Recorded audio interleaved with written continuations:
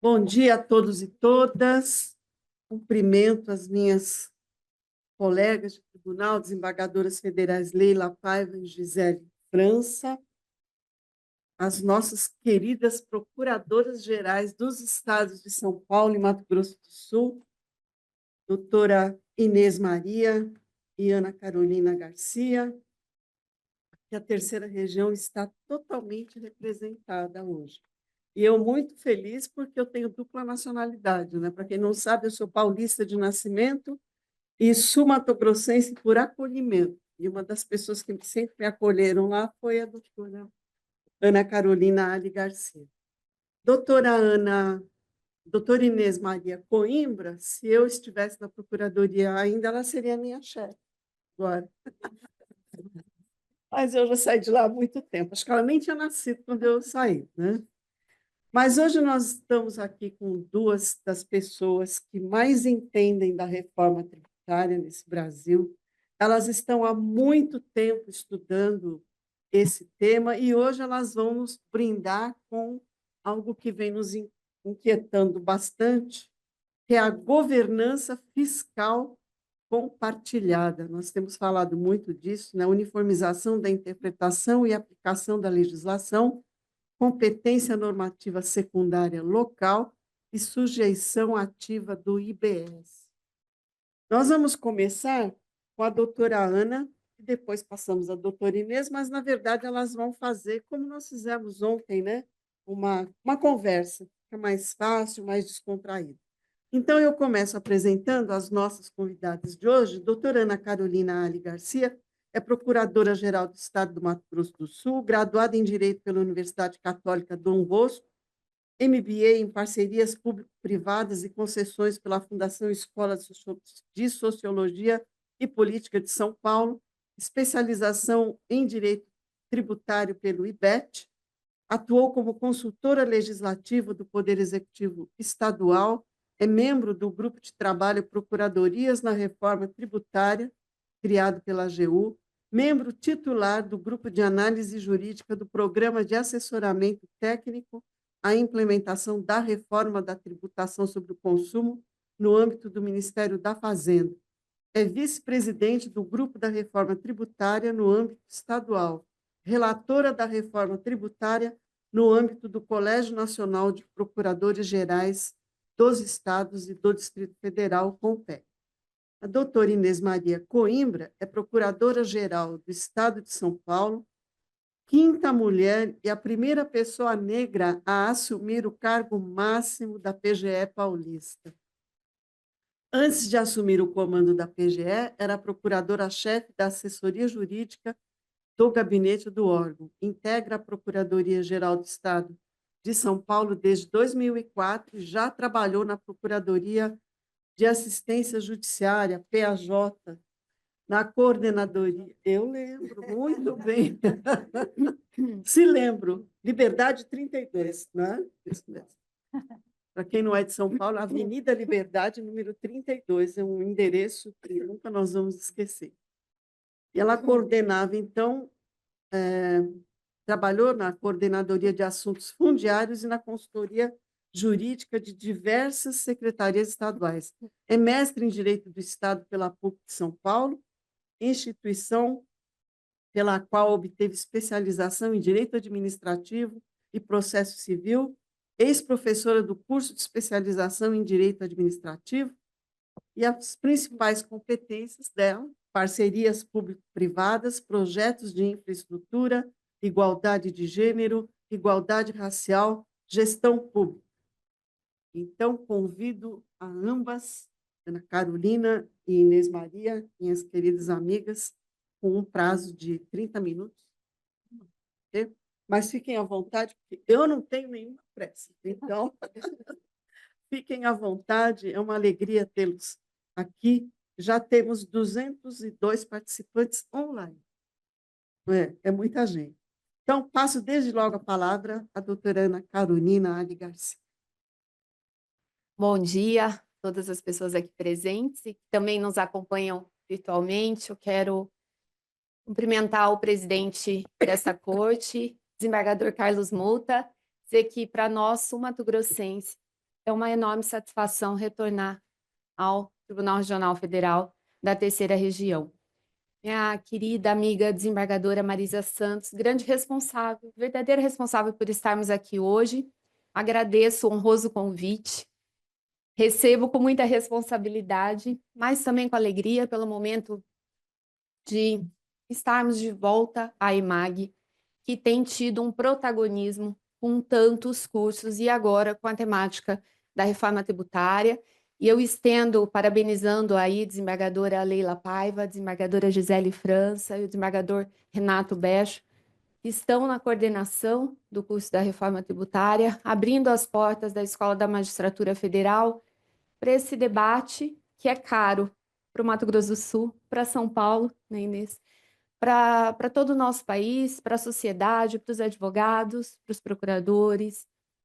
Então, é o nosso reconhecimento a essa iniciativa. E Inês Coimbra, Procuradora-Geral de São Paulo, minha presidente do COMPEG, a quem eu agradeço as inúmeras oportunidades de falar em nome do nosso colegiado acerca desse tema, Inês. E hoje é um momento muito especial de poder compartilhar com você essa mesa, de trazer as nossas reflexões, os nossos debates para a EMAG e juntas tenho certeza que a gente vai mais aprender aqui, né, com quem participa e propor aí, talvez sair com proposições e caminhos para melhorar o nosso sistema tributário nacional. A nossa debatedora, doutora Diana Brunstein, que inicialmente já tivemos a oportunidade ali de dialogar um pouco sobre esse tema. Uma alegria tê-la nessa composição dessa mesa feminina que externa uma força e um grande trabalho que essas mulheres têm desempenhado. O nosso tema aqui, IBS, CBS e a governança fiscal compartilhada. Eu tive a curiosidade de poder, desembargadora Marisa, olhar um pouquinho os debates que nos antecederam e, de alguma forma, trazer uma conexão para esse nosso diálogo aqui hoje. E o tema, dentro do tema que nos foi reservado,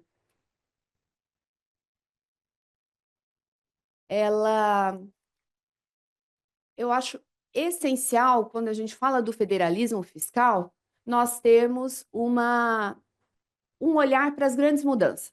São duas grandes mudanças aí, nas regras de participação nas receitas e na competência tributária. E por que eu acho importante a gente fixar que essas duas grandes mudanças, competência e regras de participação nas receitas tributárias, porque elas são os aspectos centrais do federalismo. E é ali que nós tivemos essa alteração com a reforma da tributação sobre o consumo.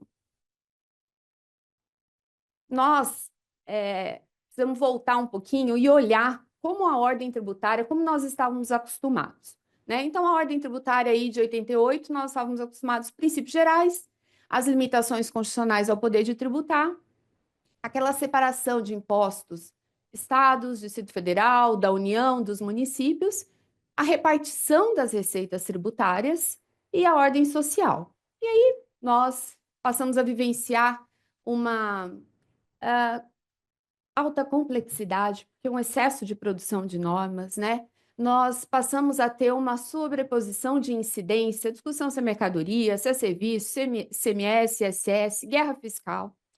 E aí passaram-se 36 anos dessa Constituição, hoje já temos 135 emendas, salvo engano, mas com a edição da emenda 132, né, da reforma da tributação sobre o consumo, essa grande mudança e virada de chave. Então, além de todas essas alterações normativas, nós temos também produção de normas pela administração, que nos seus pareceres, nas suas soluções de consulta, nas suas súmulas administrativas, e o próprio Poder Judiciário, nas suas decisões, produz norma jurídica.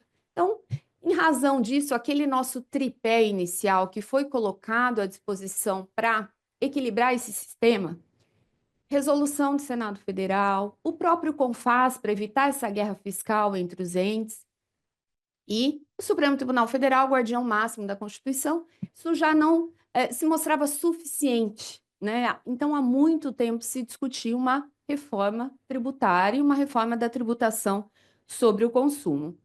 Eu ouvi um pouquinho o secretário Bernard Api nos trazendo com muita propriedade aí os bastidores dessa discussão, como foi, inclusive, falando da desconfiança, o sistema de desconfiança que pairava e que levou ao desenho desse IVA dual.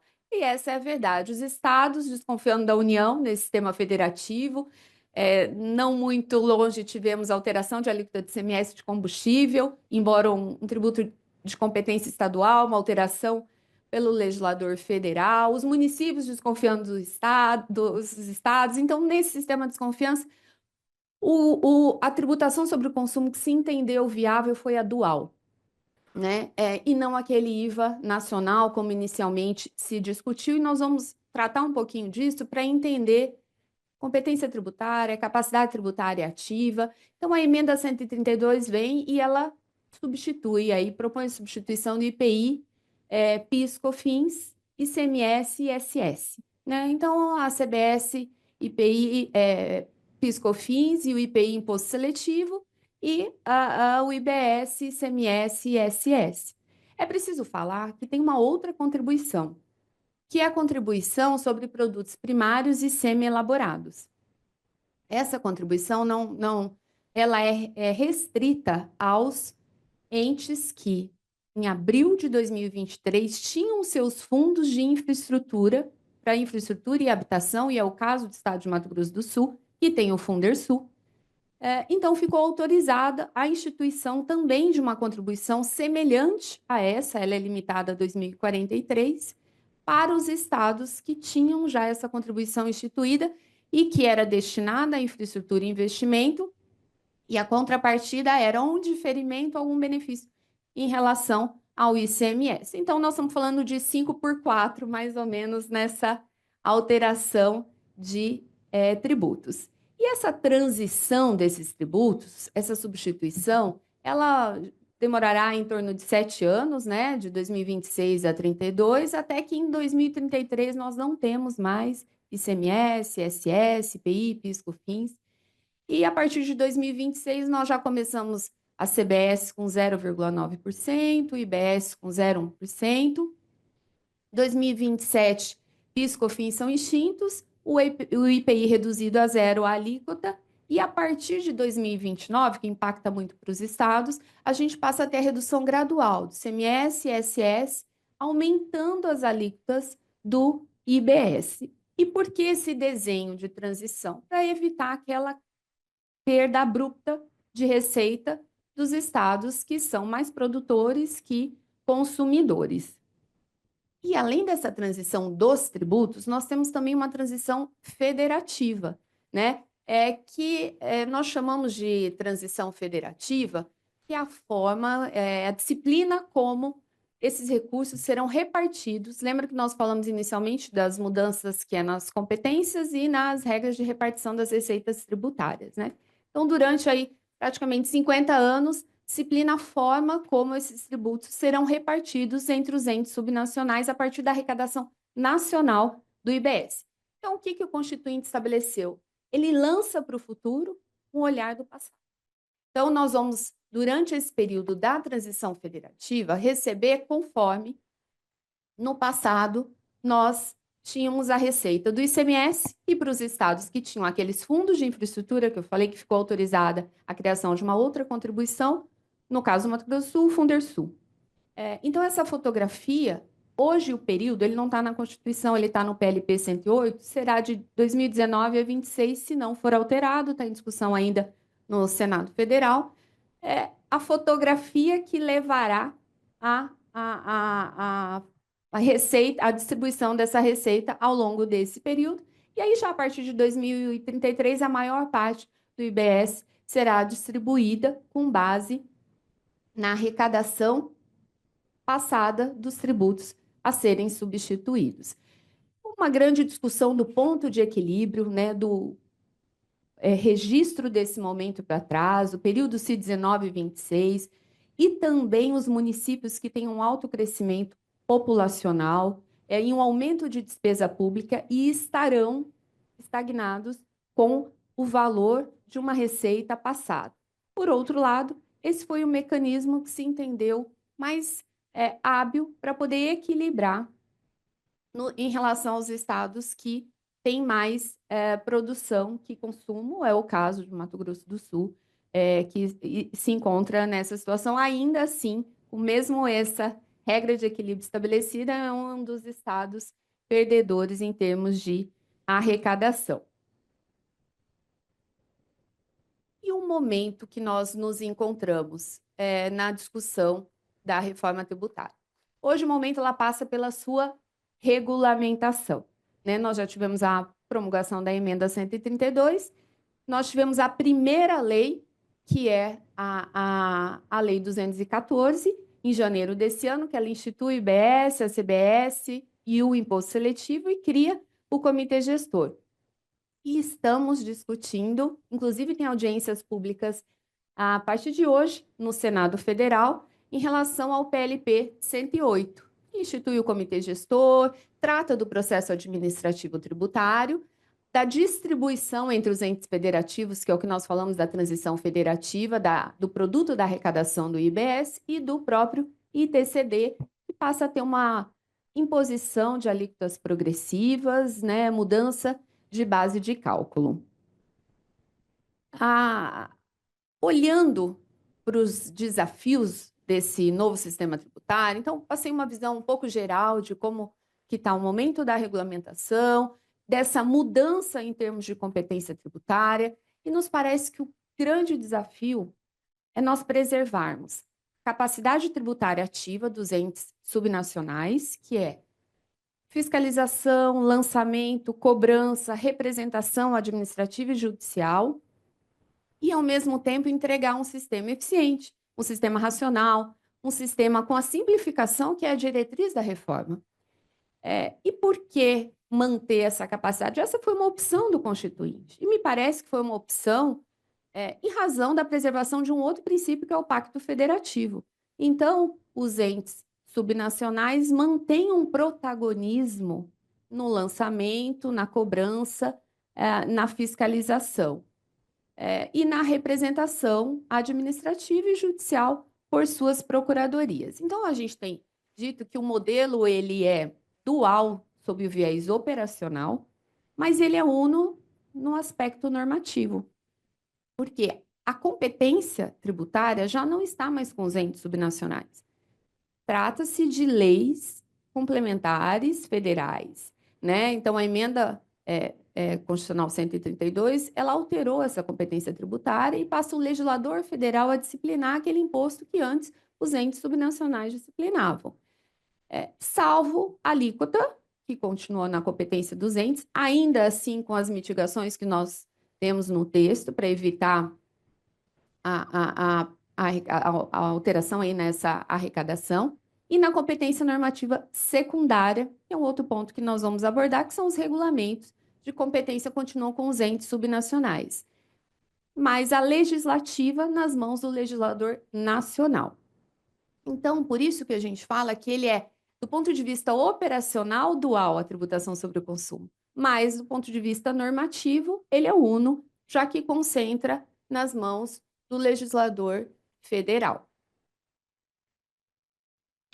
E o que nós tínhamos antes? Antes nós tínhamos competência tributária com os entes subnacionais e a capacidade tributária plena nas mãos dos entes. Eles que arrecadavam, lançavam, fiscalizavam, e olha, essa palavra é importante, arrecadavam, né? Lançavam, cobravam, fiscalizavam, representação administrativa, judicial, e formulavam também as políticas fiscais dos seus, no âmbito dos territórios. E hoje, o que nós temos? A competência tributária com o legislador federal, salvo a alíquota, e a regulamentar a competência normativa secundária com os entes subnacionais, e ainda assim um pouco mitigado, e será objeto de aprofundarmos um pouquinho ali na frente. E a capacidade tributária ativa, aqui é a grande mudança. Nós temos uma repartição desses atributos da capacidade tributária ativa. A arrecadação ela está sendo compartilhada entre os entes subnacionais através do comitê gestor, porque quem tem a competência para arrecadar é o comitê gestor. E os outros atributos da capacidade tributária ativa, lançar, fiscalizar, cobrar, representar administrativo judicialmente, continuam com o protagonismo dos entes subnacionais, mas sob a coordenação do comitê gestor. Então, essa é a grande mudança. E o comitê gestor, ele representa realmente uma nova era no federalismo fiscal brasileiro, um desenho novo, um ambiente novo, que vai ter a arrecadação centralizada dos entes subnacionais. Então, ele é um espaço comum para a gestão fiscal, e ali estados, Distrito Federal e municípios estão reunidos para uma atuação conjunta dos agentes de Estado que os representam. E quais são esses agentes? A administração tributária e as procuradorias, né? E nos parece que o comitê gestor, ele se apresenta assim como um ambiente para que a gente possa construir muitas soluções para esse grande desafio, que é o compartilhamento da competência para arrecadar, né, da capacidade tributária ativa, um dos seus atributos, que é a arrecadação, exercer de forma coordenada os outros atributos, que são fiscalização, lançamento, cobrança, e aí a grande competência também de uniformizar a interpretação e aplicação da legislação tributária. Então, é preciso um olhar muito atento para esse novo ambiente, que é o comitê gestor, e acreditando que, a partir dele, nós podemos, sim, ter muitas soluções para esse grande desafio desse novo desenho da tributação sobre o consumo. E aqui são algumas competências do comitê gestor: ele normativa, de editar o regulamento único, de uniformizar a interpretação e aplicação da legislação, arrecadar, compensar e distribuir o produto da arrecadação entre os entes subnacionais, e decidir o contencioso administrativo. É uma expressão um tanto ampla, e aí vem a lei complementar para desenhar esse processo administrativo. Acho que vai ter uma aula também do processo administrativo, né? De como que ficou esse desenho e o papel do comitê gestor. Ele foi assegurada também a alternância na presidência. Acho que está todo mundo acompanhando um pouco a discussão da formação desse comitê gestor. Eu e Inês, de ontem para hoje, nos falamos várias vezes. Os estados já têm a indicação dos seus representantes, os municípios estão numa discussão da legitimidade das associações, das entidades que os representam, para indicá-los, mas pela Constituição é previsto uma alternância na presidência entre os representantes dos estados e o conjunto dos municípios. Porque os estados, como são 27, a gente tem um de cada. Entre os municípios é um conjunto que os representará no âmbito desse espaço novo, que é o comitê gestor. O financiamento é a própria parte da arrecadação do IBS devido aí a cada ente federativo. O controle foi objeto de grande debate nos grupos de trabalhos também. E o controle externo seria exercido pelos estados, Distrito Federal e municípios, da forma como consta na Constituição. Mas tem-se, dentro do PLP, a previsão é que seria o Tribunal de Contas do Estado ou do município, do ente que estiver na presidência naquele momento do comitê, que exercerá aí esse controle. Também muita discussão quanto à parte orçamentária, porque, reitero, é uma nova era mesmo para o federalismo você ter a figura do comitê, né? É uma entidade que a União não integra, não há hierarquia com a União, são só os entes subnacionais, mas tem independência administrativa, financeira, orçamentária e todas essas competências relevantíssimas que nós falamos. E ele tem que harmonizar ali, né, no âmbito do comitê gestor, com a administração tributária da União e com a PGFN, já que nós temos a contribuição sobre bens e serviços, que ela é dissociada do IBS, mas de forma operacional. Porque a parte legislativa, nós temos uma única legislação e, de alguma forma, os regulamentos, por isso que eu falo um tanto mitigada a competência normativa secundária que restou aos entes subnacionais, também terão que ter uma harmonização, e nós vamos ver como isso vai acontecer. Então, eles vão compartilhar informações fiscais, pode ter integração do contencioso administrativo federal com o estadual, é uma autorização do Constituinte, vai depender da regulamentação, e, inclusive soluções integradas entre o Comitê Gestor, a PGFN, para a administração e a administração tributária da União e cobrança desse imposto e dessa contribuição, né? E o que nos preocupa no Comitê Gestor? Nos preocupa o desenho dado aos colegiados dentro do Comitê Gestor, que vão ter essa importante competência de uniformizar a interpretação e a aplicação da legislação. Então, nós temos o Comitê de Harmonização e o Fórum de Harmonização. E o Comitê de Harmonização é formado pelas administrações tributárias e o Fórum de Harmonização pelas procuradorias das 3 esferas. Então, União, Estado, Distrito Federal e municípios.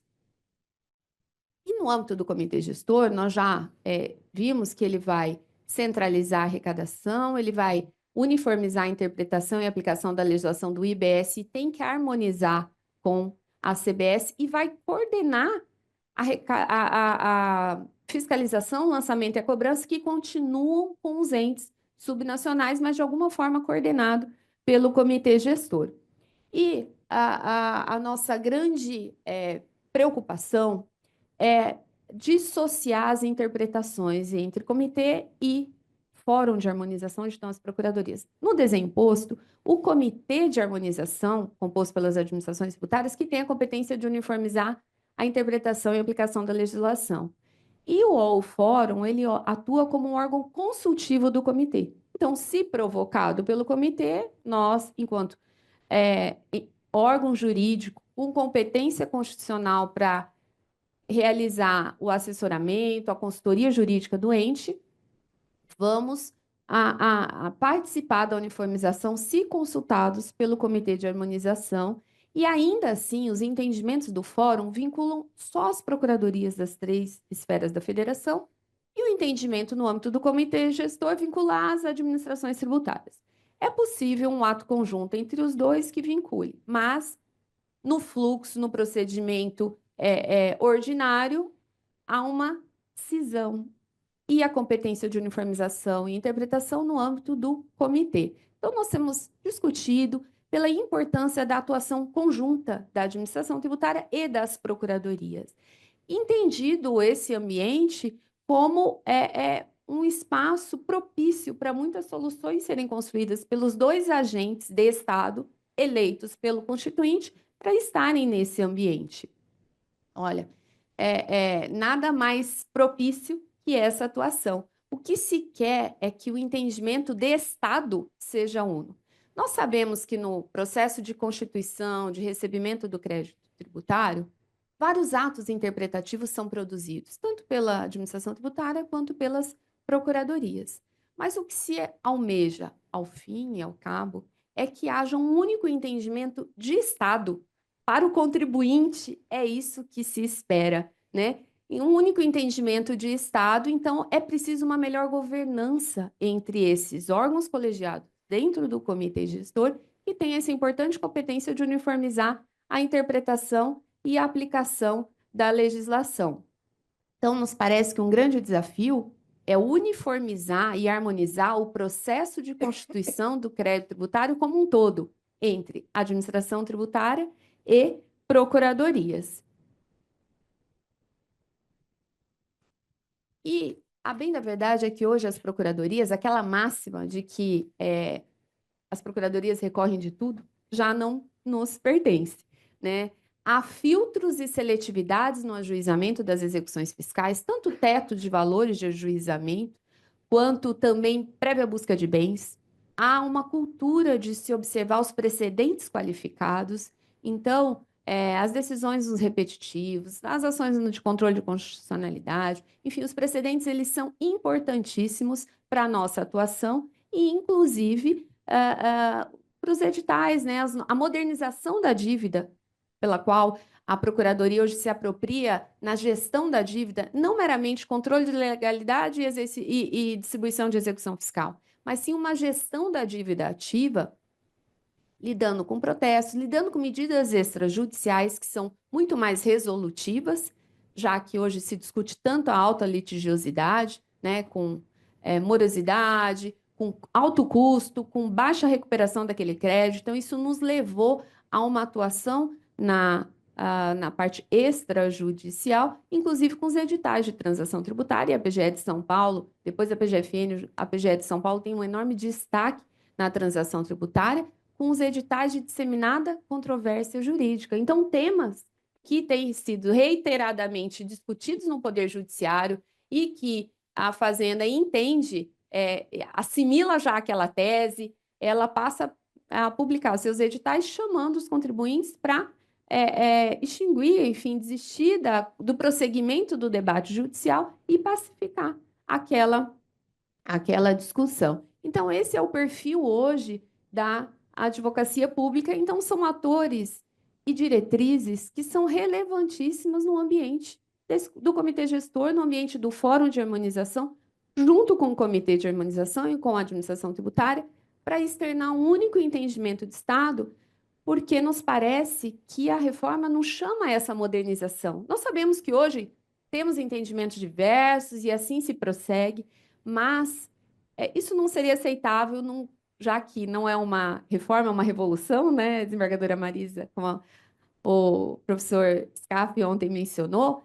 É o momento de também revolucionarmos essa atuação e produzirmos um único entendimento de Estado com foco na previsibilidade, com foco na segurança jurídica e na simplificação. E eu acho que o que o contribuinte, o que a sociedade espera de todos nós nas nossas funções. E esse debate, me parece que ele interessa a todos. Ele não interessa, não é um debate de carreira ou de classe, mas ele é um debate de Estado, de interesse público, que interessa a quem investe capital privado no nosso país, né, quem quer segurança jurídica, ao contribuinte que quer resolver e pacificar suas demandas no âmbito da esfera administrativa e recorrer ao judiciário só quando realmente necessário. Essa ausência de certeza na aplicação das leis, que é um papel da Procuradoria, como consultoria e assessoramento, consultoria jurídica, ela tira toda a confiança no Estado, ela desestimula o investimento. E eu acho importante relembrar o porquê dessa reforma tributária, né?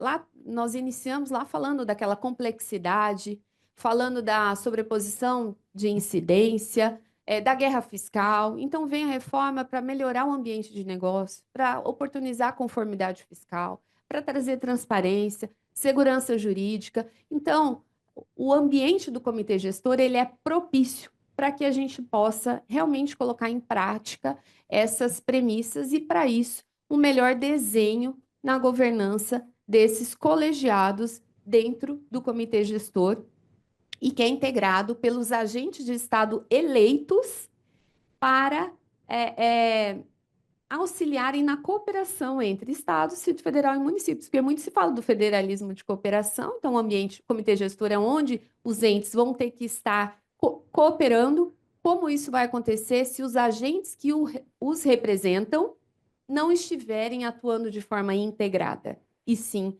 dissociada? Por isso, o bom debate em torno do PLP 108, inclusive da própria Lei Complementar 214, já editada, mas que pode ter seus aprimoramentos e que nós temos buscado participar por intermédio do nosso Compeg, junto com diversas outras instituições que têm debatido essa importante mudança.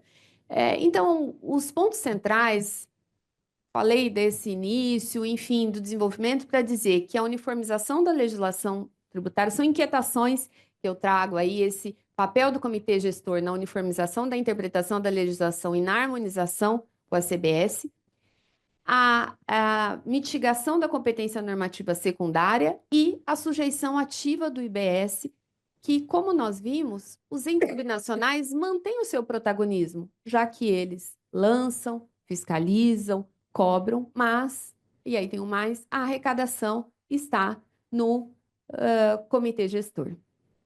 E o comitê também coordena os atos dos entes subnacionais, os outros atributos da capacidade tributária ativa. Quando a gente fala da competência normativa secundária, ora, quando eu tenho uma lei federal e a Lei Complementar 214, a futura lei que será fruto do PLP 108, ela terá que ter um regulamento. Regra geral, cabe ao decreto do presidente da República, né, editar via decreto, presidente, para dar fiel execução às leis federais, então seria um decreto. Porém, o próprio Constituinte disse que cabe ao Comitê Gestor editar o regulamento único do IBS. Então, nós tínhamos muita dúvida de como viria a regulamentação. O Constituinte não mexeu, não alterou o artigo 84, que dá para o presidente, via decreto, a competência de regulamentar as leis federais, mas ele inseriu uma competência para o Comitê Gestor de Regulamento Único. E a lei federal tem CBS e IBS. Como ficam os regulamentos? Então, na Lei Complementar 214, ele preserva tanto o regulamento por parte do Poder Executivo Federal para a CBS e o regulamento único do Comitê Gestor para o IBS. Uma mesma lei com duas fontes normativas secundárias de regulamentação. O Constituinte também disse que, quanto às disposições comuns, essas normas deveriam guardar a sua uniformidade. E na legislação, então, o que se estabeleceu? Tem chamado de uma etapa de pré-harmonização entre Poder Executivo Federal e o presidente do Comitê Gestor antes da edição dos regulamentos.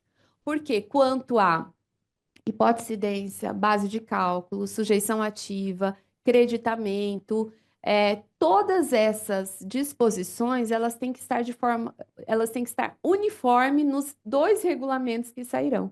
Então, é previsto uma etapa de pré-harmonização entre o presidente, o Poder Executivo da União, que me parece que é o presidente da República, e o presidente do Comitê Gestor, para deliberarem sobre as disposições comuns, para daí editarem os seus regulamentos, constando uniformemente as duas disposições. Então, será que nós temos essa competência normativa secundária tão preservada assim? E se houver divergência de entendimento entre as duas autoridades nessa pré-harmonização, quem vai ter o voto divergente? Será que é o ente subnacional ou o ente nacional? Então, são pontos. É claro que isso vem como uma premissa fundamental, que é a simplificação, né? Não teria nenhum sentido a gente ter disposições controversas. Mas nos parece que nós voltamos àquela discussão lá inicial do IVA dual, operacional e normativo, uno, que foi o que se encontrou, o que se equilibrou para não ferir o Pacto Federativo e para que também a reforma avançasse no Congresso Nacional, mas que traz uma complexidade muito grande na hora de ficar em pé, de colocar em pé essa dualidade da tributação sobre o consumo, inclusive aqui a gente olhando para o regulamento. O contencioso judicial tributário, eu acho que ele está dividindo, né? Dá para subir ele um pouquinho? O contencioso, eu acho que é o de cima. O contencioso judicial tributário, eu acho que tem uma pessoa aqui muito apropriada para falar conosco. E antes de chegar um pouquinho nele, a gente tem um olhar sobre a sujeição ativa. Então, a sujeição ativa do IBS, me parece que o dispositivo que ele nos aponta para o melhor desenho da sujeição ativa é o artigo 156, parágrafo 2º, inciso 5 da Constituição Federal. É o dispositivo que ele foi fruto de muito debate no Congresso. Inclusive, ele tinha uma outra disposição, ele impunha delegação impositiva de competência entre as procuradorias e ele foi alterado no sentido de permanece com os entes subnacionais as competências para lançar, fiscalizar, cobrar, representados pelas suas administrações tributárias e procuradorias, guardadas as competências, e esses órgãos poderão, de forma voluntária, delegar competências entre um e outro. Então, as administrações tributárias dos estados podem delegar competências entre elas e as procuradorias também, sempre de forma voluntária, no interesse do ente, mas para buscar uma maior racionalidade e simplificação desse sistema. Então, nos parece que os entes competentes para a constituição do crédito tributário continuam um protagonismo com os próprios entes subnacionais. Eles vão lançar, fiscalizar, cobrar, representar. Então, eles estão na sujeição ativa da relação obrigacional e, consequentemente, vão estar num dos polos da relação processual. Não é um assunto fechado, tem muita discussão, já que o comitê gestor vai arrecadar, e a arrecadação é um dos atributos da capacidade tributária ativa, mas nos parece que o protagonismo dos entes subnacionais foi mantido e eles estariam. E aí também nós precisamos olhar como vai ser o desenho da lei complementar sobre arrecadação, que tamanho está se dando para essa competência de arrecadar, se ela vai se transmudar num próprio lançamento.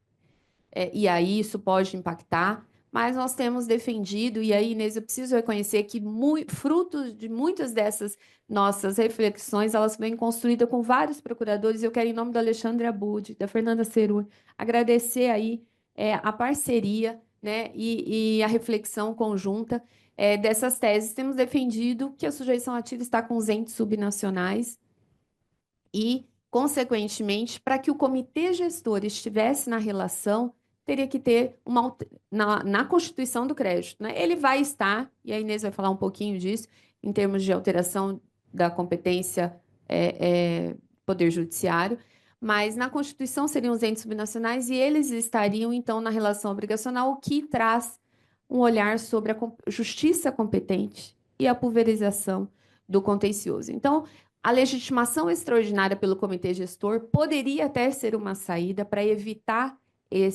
essa pulverização, mas, a nosso ver, dependeria de uma alteração da Constituição Federal, no ponto que ela traz os principais atributos da capacidade tributária ativa para os entes subnacionais e os coloca como protagonista na constituição desse crédito tributário, logo eles deverão estar nos polos, em um dos polos da relação processual. E aí, Inês, eu queria te convidar para dar continuidade às nossas reflexões sobre o contencioso judicial.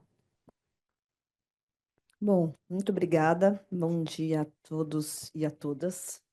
Queria, em nome doutora Marisa, te agradecer enormemente o convite, agradecer à escola em seu nome e dizer que me honra muito estar aqui e me honra muito ter recebido o convite por você, que é uma referência para todas nós. Enfim, é verdade. Eu tenho certeza que eu não falo só por mim. Então, fico muito, muito feliz, muito honrada. Agradecer também ao presidente desse tribunal, doutor Muta, com quem a gente consegue sempre estabelecer um diálogo de altíssimo nível. E falar desse tema depois da Ana, para mim é super tranquilo. Eu me sinto, sabe esses festivais assim que tem a banda, aí você chega e vai fazer uma participação especial? Você vem, canta uma música e vai embora? É tipo o meu papel aqui. Então, eu tô bastante tranquila com relação a isso. E aí, quando eu penso na reforma tributária, eu falava para a doutora Marisa que quanto mais eu penso, mais eu tenho vontade de ganhar na Mega Sena antes da reforma entrar assim, efetivamente acontecer, porque é realmente revolucionária. E ela é revolucionária em muitos aspectos, e porque é revolucionária em tantos aspectos, é muito difícil para todos os interlocutores e todos aqueles afetados por ela, o país inteiro, se apropriar de todas as discussões ao mesmo tempo. Então, a gente se sente um pouco atropelado, né? Porque a gente, por força das nossas atuações, a gente está almoçando e jantando essa história, mas ainda assim é muito difícil. Então, a gente teve uma primeira grande discussão de modelo. Claramente, a inspiração da reforma era um modelo de imposto único que não se mostrou viável, porque por razões políticas e por razões políticas em razão da nossa cultura federativa, enfim. E então a gente cria essa primeira jabuticaba dual, com todas as suas consequências, e a primeira fase dessa discussão ela ficou muito centrada na questão material. alíquota, quem está dentro, quem está fora, esses são setores muito envolvidos e trabalhando de maneira muito forte essa questão. E ao largo foram sendo construídas as estruturas de governança e as estruturas processuais que vão lidar com a reforma. Eu acho que só agora, com essa discussão já um tanto avançada, vários dos interlocutores principais param e falam, não, mas deixa eu ver como é que vai funcionar esse negócio aqui na prática. E aí, às vezes, as pessoas olham e falam, nossa, mas isso aqui é muito esquisito, mas isso aqui como é que vai ser? E a gente está um pouco nesse momento. Eu acho que a gente, para falar de contencioso judicial, a gente precisa, e eu vou só fazer um destaque numa fala da Ana, que eu acho muito importante para a gente entrar nesse tema, que é entender que a reforma tributária ela traz um novo modelo de federalismo quando a gente está falando em tributação. E ela faz apostas maravilhosas no país. Ela faz uma aposta de longo prazo no Brasil, né? Então, ela aposta que o que a gente está definindo hoje vai valer para 50 anos, o que é realmente um ato de fé. E ela aposta em atuação conjunta entre entes subnacionais, numa federação deste tamanho e com esse nível de diferença. Então, ela aposta aqui em uma nova estrutura, que é especialmente o comitê gestor, e aqui o impacto que a reforma vai ter nos sistemas e na governança da União é muito diferente do impacto que ela terá para estados e municípios. Há uma porque as contribuições que foram transformadas na CBS têm um impacto para a União, e os impostos que vão ser transformados no IBS têm outro impacto para estados e municípios. Não é proporcional. ICMS e ISS são os tributos mais importantes para estados e municípios, o que o mesmo não acontece com o impacto disso para a União. Então, há duas, porque a União vai se organizar, claro, será necessário um nível de diálogo muito maior, mas em um capítulo digamos, em um dos itens do seu portfólio de tributação, ao passo que estados e municípios vão precisar orbitar em torno desse tema. E o comitê gestor surge como uma solução, como uma proposta de solução, fazendo essa segunda aposta, que é a aposta que 27 estados e quantos municípios? Mais de 5.000 municípios vão se entender. Os desafios já começaram. É difícil, já está difícil. Não, está difícil, assim, agendar, está difícil saber se as reuniões para tratar do tema vão ser de manhã ou à tarde. Já tem esse tipo de discussão. Enfim, mas muito bem. E porque essa reforma altera e traz um impacto muito grande na nossa federação, criando essa estrutura do comitê gestor, que é novo, que a gente não tem nenhum precedente e não tem um par. Ela não é uma autarquia, não é uma. Já ouvi dizer que se der um hino e uma bandeira vira um Estado, enfim, mas o fato é que tem um ente que tem autonomia financeira, orçamentária, administrativa e que vai fazer essa grande coordenação. Então, a gente tem um impacto fundamental em todas as estruturas de poder dos entes. Do ponto de vista legislativo, a gente tem um imposto cuja a normativa será elaborada pelo Congresso Nacional. E mesmo a competência regulamentar, como apontou aqui a Ana, tudo bem, a competência normativa secundária dos entes, mas tem uma parte muito grande de uma normativa uniforme que será editada pelo comitê gestor. Quem trabalha com ICMS sabe que o regulamento de ICMS assim, vale mais que a Constituição. É um negócio assim, quase que né, quem já trabalhou com isso sabe que esse negócio assim, Constituição é um negócio mais assim, que você quer resolver, mas tem que ir lá no regulamento. Então, isso não é uma coisa menor, o que está em termos de competência normativa, que está que o ente, do qual o ente tá abrindo mão. A mesma coisa quando eu estou falando das atribuições que hoje estão no Poder Executivo, de lançamento, fiscalização, cobrança, toda essa capacidade que vai ser que o ente perde a coordenação disso. Então, toda a política de administração tributária, ela será coordenada por esse comitê. E nesse cenário, não é possível imaginar que a mesma coisa não vai acontecer com as discussões judiciais, com o Poder Judiciário. Haverá também a sua cota-parte digamos, de impacto.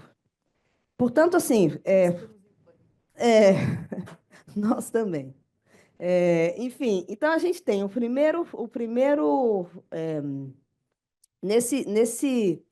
nessa grande alteração no nosso federalismo que houve, eu não acho que houve uma ruptura do federalismo, mas houve uma mudança muito impactante, num viés muito estruturante do que a gente entende por federalismo. E esses impactos estão vindo por aí. Então, a gente tem aqui no nosso. Quando a gente está falando aqui do contencioso judicial, a gente primeiro vai identificar quem são os sujeitos ativos dessa obrigação tributária, né, da regra da matriz de incidência. Essa é a primeira, daquele jeito que a gente está acostumado a pensar. Quem vai ocupar o polo da relação jurídico-processual tributário?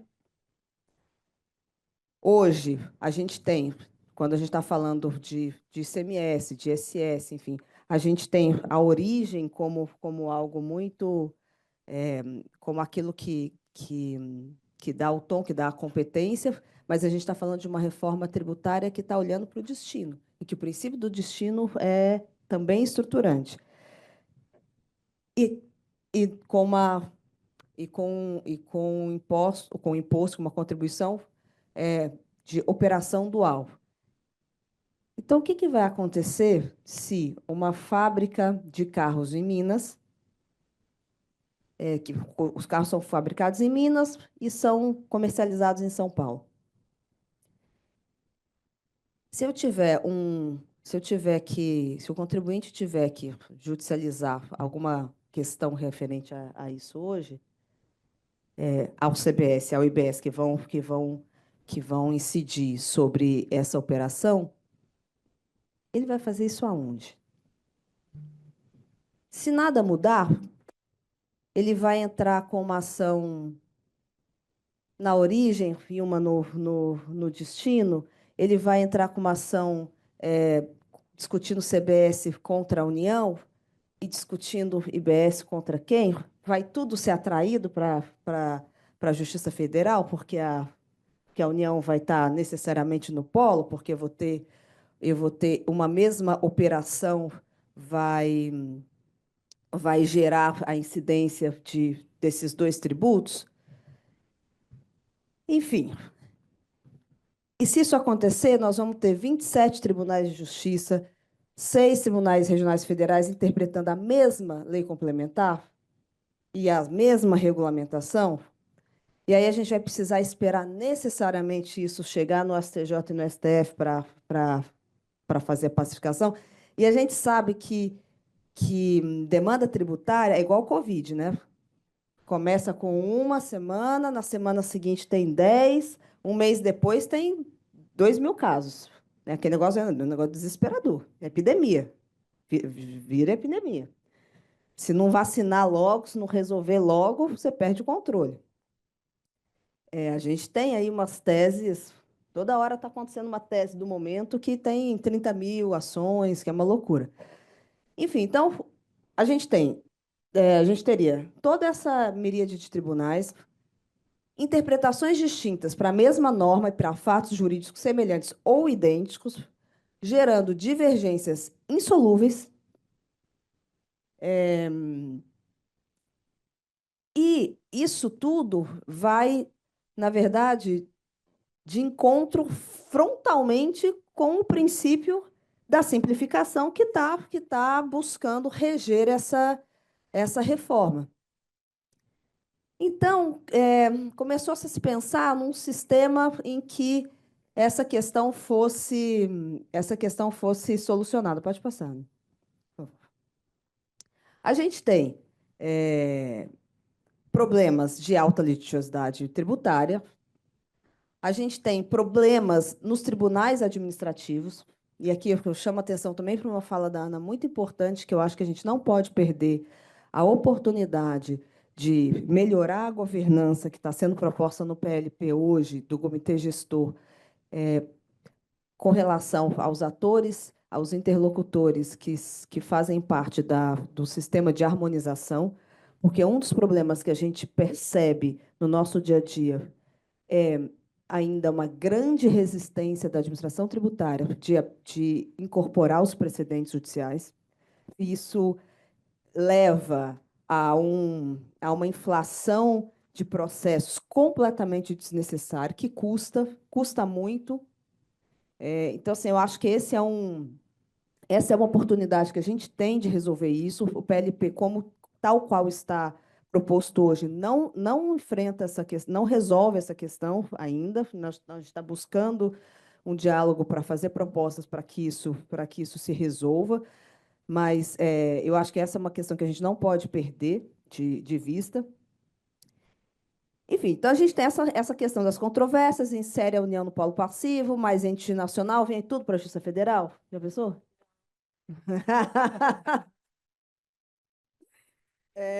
Enfim, não é? Então a gente tem essa fragmentação do sistema judiciário que traz desafios muito importantes para essa harmonização. Bom, algumas ideias foram surgindo nesse meio do caminho. A criação de um ramo especializado na Justiça Federal para processar e julgar essas causas. Enfim, a criação de uma ação nova, uma ação declaratória de legalidade do ato normativo. Então, alguma coisa que tivesse um controle concentrado e uniformização pelo STJ, que seria algo pensado para quando uma controvérsia começa a surgir, você já resolve de uma vez no Tribunal Superior. Tudo isso com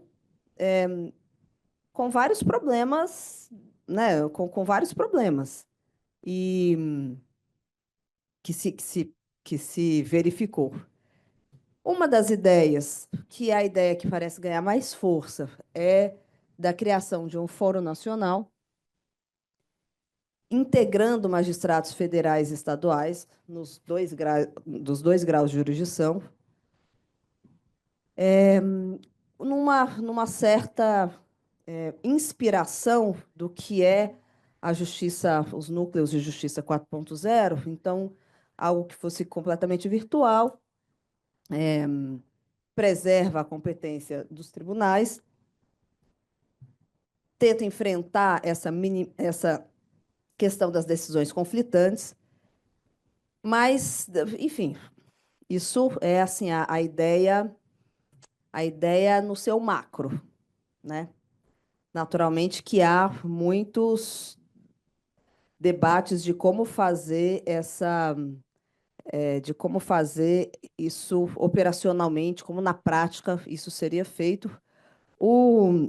o presidente do CNJ, ministro Barroso, instituiu um grupo de trabalho através no CNJ, né, através da Resolução 96 de 2025, grupo de trabalho do qual eu faço parte, então eu não estou assim, muito autorizada a falar detalhes tão pequenos de nós dois, assim, não dá, mas, mas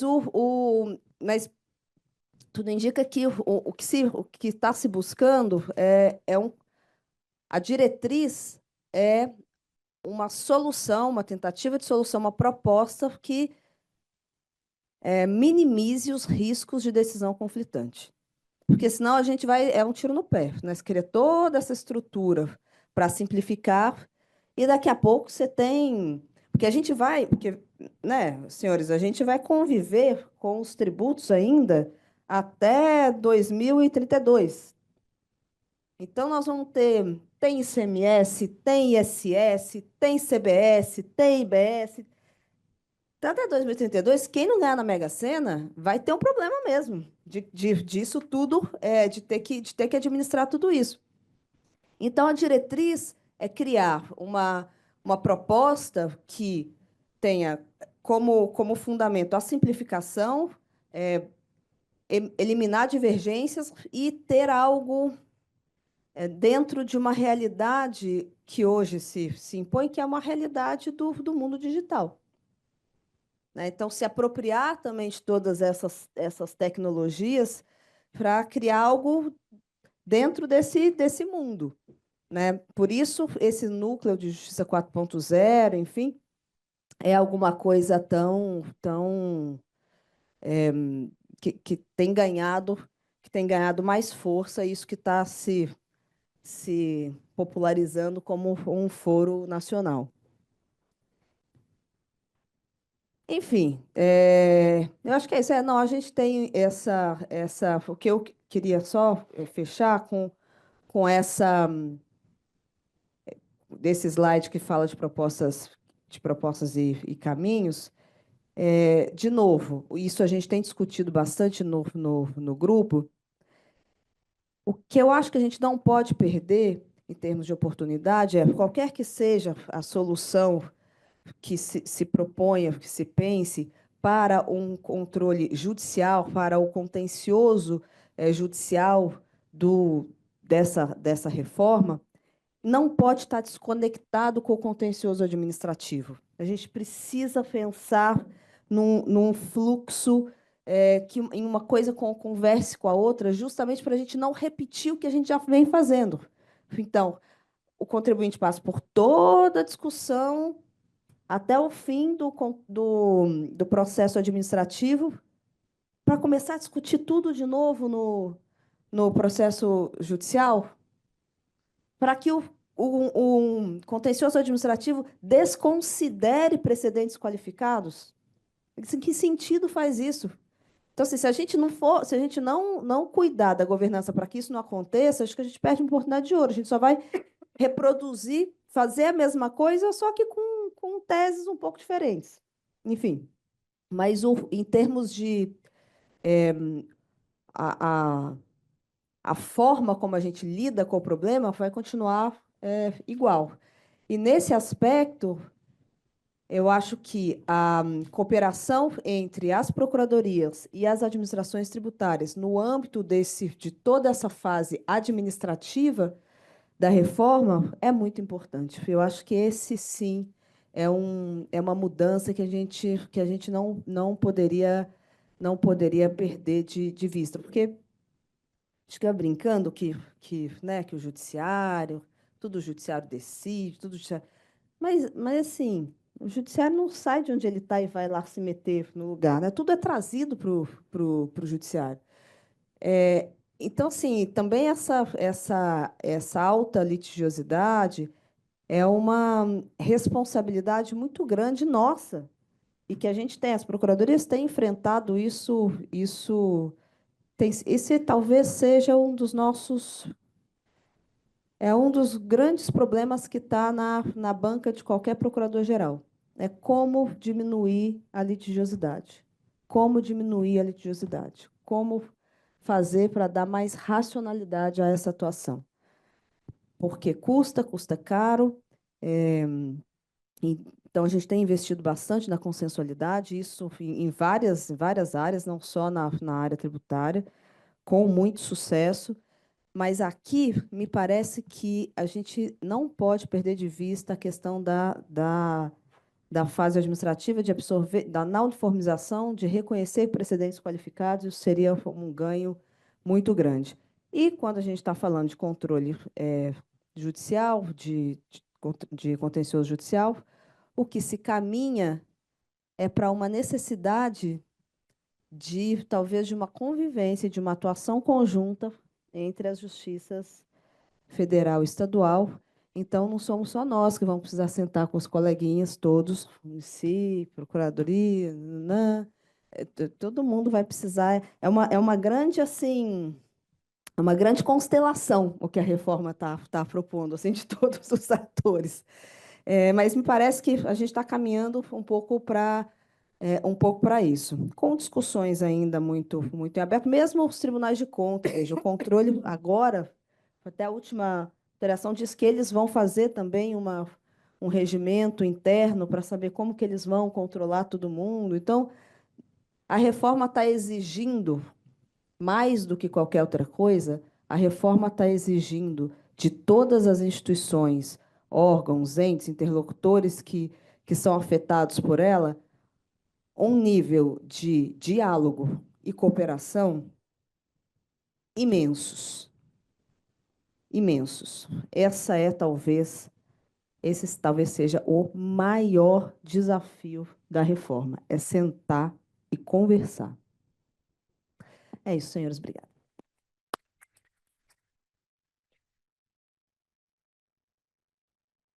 Nós vamos direto, então, para a nossa debatedora, a doutora Diana. Eu não vou ler o currículo dela, porque ele já foi lido aqui várias vezes, todos nós já conhecem. Então, vamos aqui otimizar o tempo e passo desde logo a palavra. Bom dia a todos, eu parabenizo as procuradoras pela exposição. E eu estou aqui pensando, fazendo condensado de tudo aquilo que a gente que a gente viu nesse curso, porque a gente ouviu o pessoal do Poder Executivo, advogados, as procuradoras, e eu acho importante, quando a gente fala nessa reforma tributária, ou na revolução tributária que a gente contextualizar um pouquinho. A Constituição de 88, ela fixou aquelas competências bem delimitadas, e ela se preocupou muito, porque a gente vinha de um contexto autoritário, em fixar garantias para o contribuinte. Então, ela era uma Constituição que previu vários benefícios para o contribuinte, trouxe o contribuinte um pouco na questão da arrecadação tributária. E as competências do Estado, do município, acabaram gerando divergências interpretativas, grandes questões, o que era mercadoria, o que era serviço. Então, o que se pensou em fazer com a reforma tributária? A primeira impressão que a gente tem, que foi dito aqui, foi simplificar. E como que eu vou simplificar? Eu vou acabar com essas legislações de ICMS de todos os estados, são 27 estados, 5.000 e poucos municípios, eu vou unificar tudo isso. Mas a impressão que eu tenho, e aí eu preciso colocar um novo ator nesse cenário, que é o comitê gestor, e eu não sei se isso vai ajudar, porque nós vamos ter mais um ator falando aqui no contencioso administrativo, sem tirar os outros atores que a gente já tem. Então, a gente está colocando mais um ator, que tem uma composição de todos os estados, para poder o quê? Para que é esse comitê gestor? Para poder viabilizar a governança compartilhada entre os estados. Então, o comitê gestor, ele é o responsável pela arrecadação, mas as entidades subnacionais dos municípios e dos estados vão continuar com o lançamento e com a fiscalização. Aí eu já vejo a minha primeira dúvida, eu não vi isso na lei, eu não sei se está previsto aí no projeto, mas é uma dúvida que eu já conversei com vários colegas. Então, na verdade, o comitê gestor, ele arrecada, a gente já até conversou, mas tudo aquilo que os estados faziam, que eram as anistias, os parcelamentos, acabou, então. Não terá mais. Porque como é que fica? Isso já seria a minha primeira... Porque, na verdade, só para eu costurar tudo aqui, a impressão que eu tenho é, eu criei uma simplificação no sentido de eu ter uma governança compartilhada, mas eu continuo com institutos que eram da Constituição anterior, do sistema anterior. Na verdade, eu vou ter que correr atrás agora dessa reforma, não só no Poder Judiciário, doutora. O problema não é só, é da federal, do estadual, mas eu vou ter um monte de procuradorias municipais, estaduais, que vão estar lá atuando, que vão mudar a sua forma de atuação. Até com relação ao Comitê de Harmonização, a gente vem tanto com essa questão, né, do que vinha da Constituição de 88, a gente pode perceber que os comitês de harmonização que a senhora fez menção, eles vão ter uma estrutura que vai ser das administrações tributárias e os fóruns dos procuradores serão consultivos.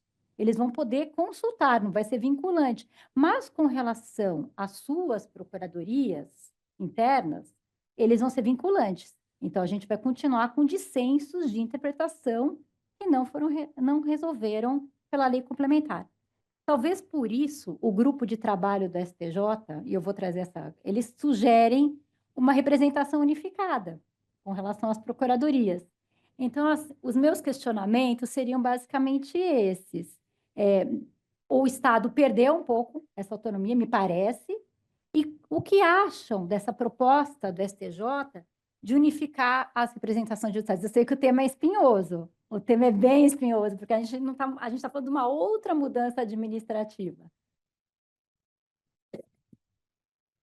Obrigada, doutora Diana, pelas indagações aí. E aquilo que nós trouxemos, antes nós tínhamos competência tributária e mais capacidade tributária ativa e competência para formular as políticas fiscais regionais, né? E hoje, o que nós temos são alguns atributos da capacidade tributária ativa. Não temos mais competência, salvo a alíquota e a normativa secundária. Não vamos desenhar essa política, né? Ali os fundos que foram criados, né, de compensação de benefícios fiscais, de desenvolvimento regional, enfim, há outros instrumentos trazidos para mitigar, inclusive, as perdas de arrecadação, mas ficamos com os principais atributos da capacidade tributária ativa e ainda assim sob a coordenação do comitê gestor.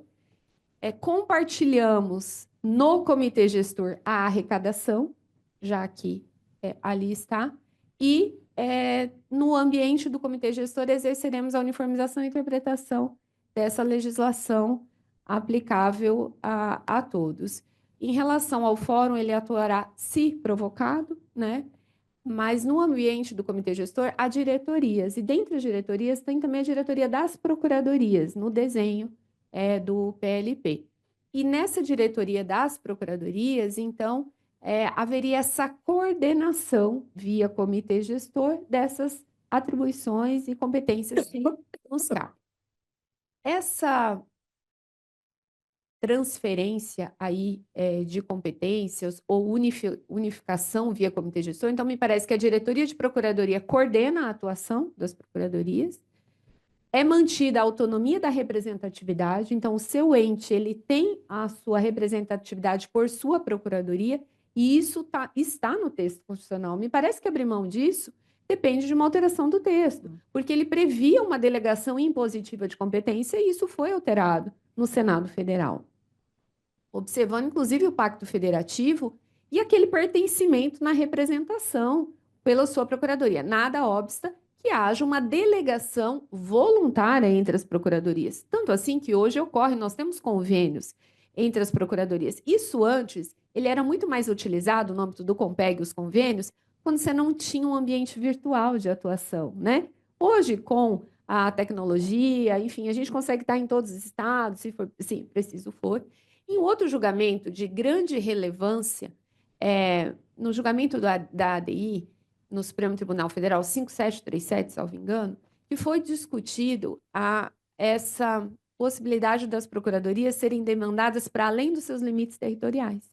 E ali naquele julgamento, até acho que com o voto do ministro Barroso, salvo engano, se fixou que as procuradorias não poderiam, uma análise de constitucionalidade, um dispositivo do Código de Processo Civil, que nos exigíamos sermos demandados fora dos nossos limites territoriais, que nós tínhamos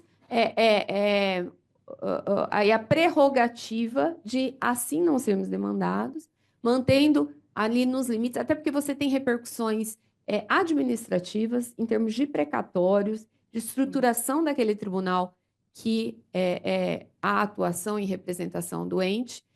Não sei se hoje, submetido à discussão, esse tema seria ratificado, enfim, mantidas as mesmas premissas, mas me parece que o texto da Constituição, hoje, ele só permite essa delegação de forma voluntária e deveria, se assim se caminhar, é necessário qualquer alteração constitucional, o que seria um retrocesso, já que esse tema foi extremamente debatido no Congresso, e nos cabe, sim, e aí eu tomo o que a Inês trouxe do diálogo, nos cabe, enquanto procuradorias, sim, sentar e entender uma forma estratégica de atuação, e o comitê gestor é o ambiente propício para isso. Por isso que nós, no âmbito da advocacia pública, primeiro a gente tem encarado o comitê como um espaço que pode trazer muitas soluções para esse ambiente desafiador. É um espaço de melhor governança, de autocontrole, de aprimoramento das nossas atividades. Nós entendemos dessa forma, estamos dispostos a isso e precisamos de um melhor desenho dos colegiados, com uma maior governança e de competências dentro da diretoria das procuradorias e de uma composição com tecnicidade, que é algo que nós temos discutido, a indicação dos procuradores que estarão nesse comitê gestor, não só indicações políticas, mas também técnicas, com um papel relevante do colegiado das procuradorias também nessa indicação, para que a gente construa soluções dentro das nossas competências constitucionais que não foram alteradas pelo Constituinte, especialmente o artigo 132 da Constituição Federal. Só completando um pouco, eu acho que na prática, acho que vai haver algumas questões a serem discutidas, especialmente dependendo da questão material. Então, vamos pensar discussões que vão abranger todo o território nacional, as questões, as relações, as operações tributárias que dizem respeito a esses mercados digitais, que vão abranger todo o território. Provavelmente, nesses casos, será inafastável uma atuação conjunta a partir da utilização da delegação voluntária. Eu acho que, quer dizer, como a gente está falando de tributação do consumo, a heterogeneidade é imensa, né? Então, eu posso ter desde discussões que são muito localizadas até essas discussões que são nacionais. Então, eu acho que vai ter um certo tailor-made assim, nessa organização, de maneira a preservar a autonomia dos entes, em alguma medida, e a atuação das procuradorias tem a ver com isso, né? Defendendo na defesa dos seus entes tem a ver com isso, mas eu acho que necessariamente a gente já tem se organizado. As procuradorias estaduais, elas estão... a gente já está a gente já está um bocado mais avançado quando a gente está falando nesse diálogo e nessa atuação conjunta. A gente já tem essa experiência, o colegiado já é um locus em que isso acontece, então a gente já tem atuações conjuntas em muitas teses em Tribunal Superior, em que atuamos conjuntamente. Então, assim, a gente já tem um pouco dessa expertise. Eu acho que o desafio que se impõe é que, de fato, a interlocução com os municípios é desafiadora em razão de buscar assim, quem é a figura que representa. Eu acho que esse é o... Porque são muitos, né? São muito diferentes. Então, eu acho que esse tem sido um certo desafio.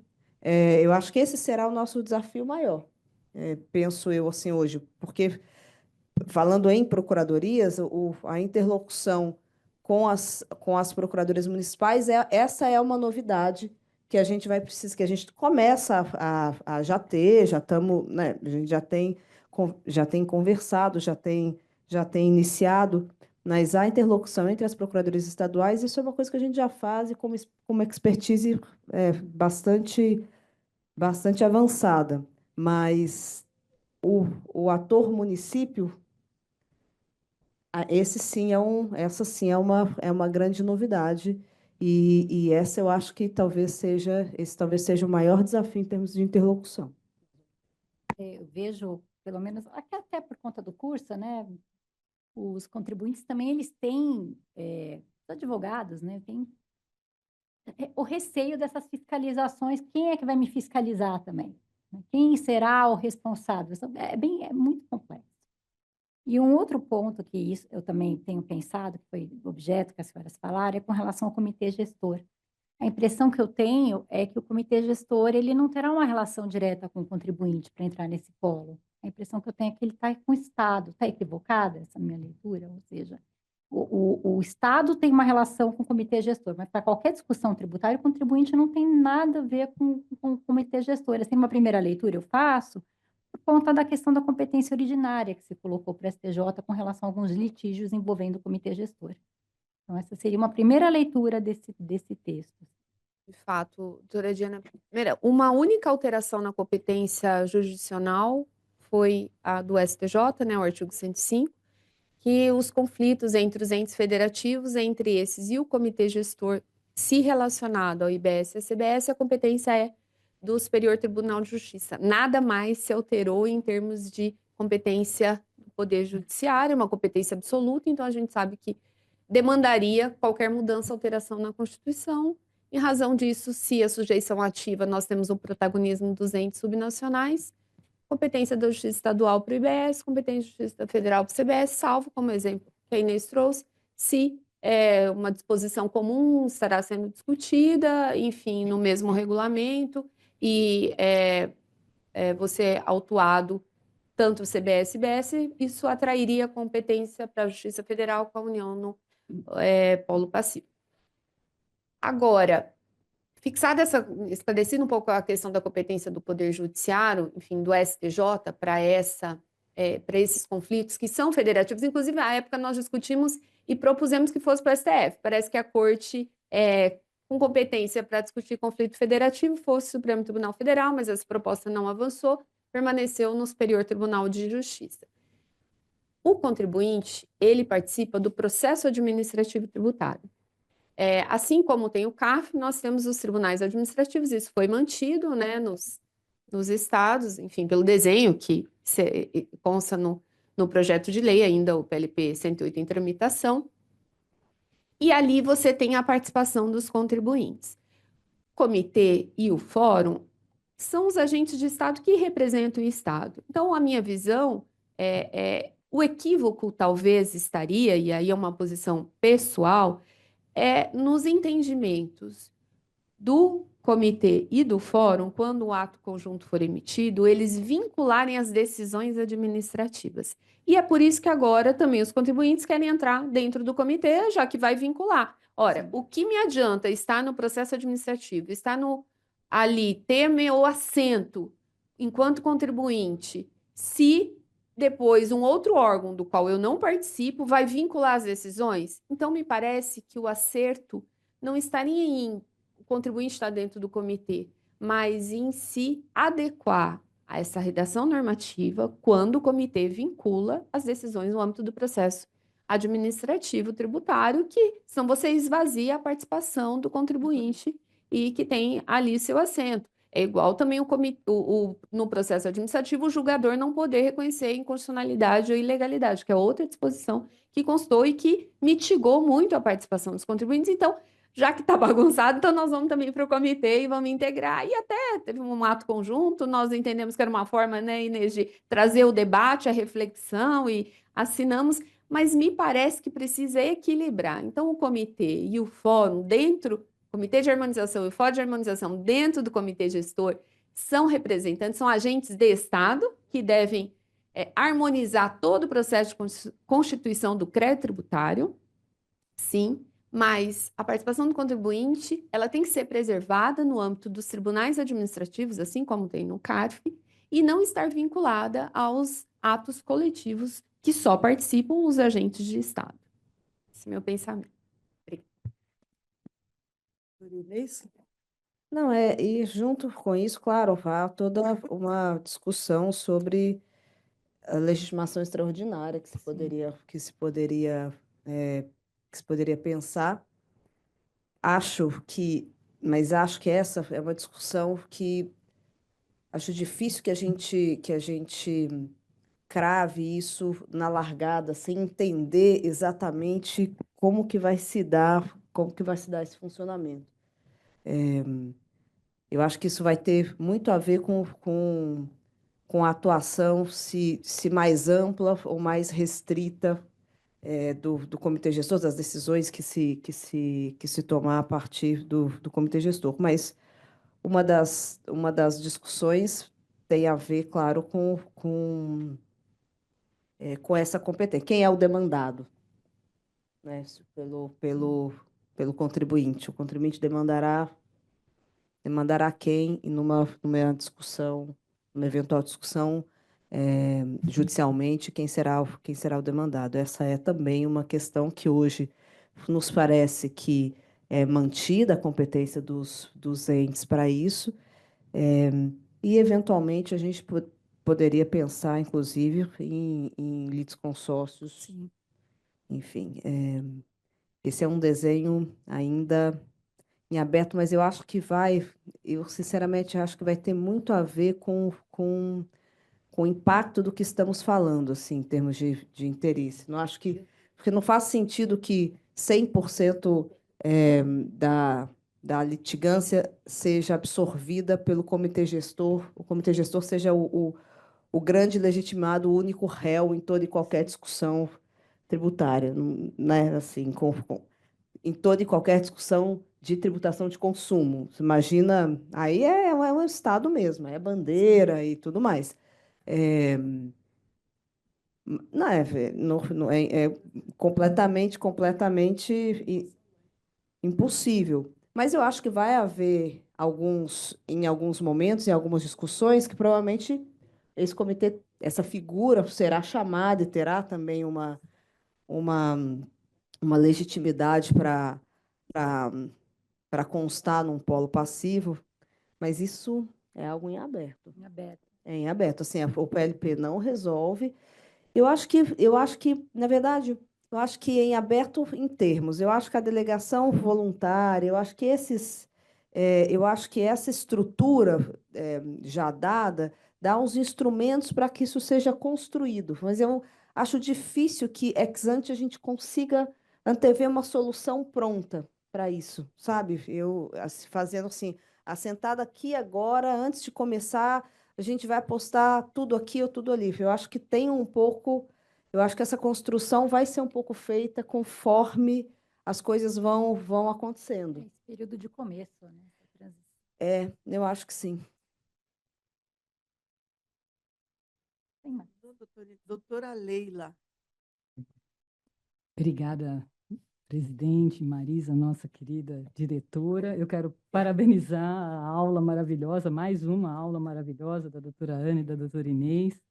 E realmente comungo destas colocações, só que me parece, dentro de todo esse cenário assustador, caótico e tudo mais, que a gente pode ver uma luz no final do túnel. E eu falo isso porque eu comecei a estudar o direito tributário em 89, no mestrado, quando a Constituição tinha acabado de se promulgar, né? A idade faz essas coisas, a gente vê mais longe para trás. E era esse caos. Todos estavam em pânico por conta do que seria. E a história, me parece, ela não foi boa. Não foi boa, porque a gente tem um quadro de sistema tributário pesado, custoso. A gente vive num sistema tributário que não está integrado, né? Que os contribuintes pagam a conta mesmo, não só do tributo, mas do custo da administração tributária. E esse custo da administração tributária, ele advém porque a Constituição de 88 trouxe algumas mudanças, não tão significativas, mas manteve esse federalismo, né, ao pé da letra, dando competências tributárias para que todos tivessem a sua capacidade ativa, preservada e adquirisse a sua própria, angariasse a sua própria receita para garantir essa autonomia financeira. E desse quadro, nós tivemos uma pulverização em 27 estados e 5, agora 6 tribunais, de decisões que refletiam posicionamentos em cada estado. Então, vejam o custo do contribuinte nisso. Me parece que esse custo do contribuinte ele tem a ver com desenvolvimento, né? Com a nossa economia. E não é querer ser poliana e falar assim, não, agora vai dar tudo certo. Não, o que tem de trabalho pela frente é insano. Né? A gente tem metade da reforma por fazer, porque só essa parte do contencioso ela tem que ser padronizada, sim, ela tem que ser solucionada urgentemente. Né? Para isso, o CNJ já se antecipou até o Poder Legislativo também para pensar junto com todos. Né? Mas me chama a atenção, e a doutora Ana colocou muito bem, né, que essa reforma vem para os negócios, para a transparência, para a segurança jurídica, para o controle social da carga tributária. Eu acredito muito nisso. Eu estou muito esperançosa porque eu vi dar errado. Até hoje deu errado. Não deu certo. A gente sabe que não deu certo quando a gente tem que ter uma lei para PIS, uma lei para COFINS e ficar repetindo a lei do PIS, a lei do COFINS. Quando a gente tem um fundo de combate à pobreza ou erradicação da pobreza, que está lá no artigo 3º da Constituição, que é uma meta da República Federativa do Brasil, e aí a emenda 42, que é de 2003, fala num fundo que pode ser cobrado, e aí os estados começam a cobrar embutido no ICMS. E aí pode, não pode? Estava na Lei Complementar 87, que é a que padroniza, né? A Lei Complementar 87 é a tal da Lei Candir, que padronizava todo o sistema. A Lei Complementar é de 96. Não padronizou nada, porque cada um faz o que quer. As doutoras aqui não me deixam mentir. O regulamento do ICMS é a lei, é o que vale, não é a Constituição. Então, o contribuinte de São Paulo vai lá no regulamento do ICMS de São Paulo, o contribuinte de Mato Grosso do Sul, e assim 27 vezes. Onde ele for vender o produto dele, ele vai olhar o regulamento do ICMS. Então, tudo isso é custo. E país que tem essa pulverização não cresce. Os países mais desenvolvidos são organizados. E se a gente quer um sistema tributário forte, que se valha, né, de um sistema eletrônico, né, de controle, que ampare tudo isso, é preciso essa unificação. Então, é meio assim, né? Cada estado, me parece que cada estado fazia dentro da sua competência, sacrossanta competência, para que pudesse honrar as suas despesas, né? Porque as despesas dos estados são gigantescas. A competência nessa área é gigantesca. Mas cada estado fazendo de um jeito, isso trouxe problemas. Acredito que agora, dentro desses comitês, nós vamos ter a discussão transferida necessariamente, né, para um grupo de pessoas que vão ter que chegar a um denominador comum. A doutora falou muito bem do regulamento, né? Isso eu tinha reparado, que tem um regulamento, né, para o CBF, que é o presidente da República, e depois um regulamento único, que é do Conselho. Como é que vai ser isso? Bom, vão ter que quebrar o pau lá e resolver isso aí, porque não é mais o contribuinte que vai ficar, né?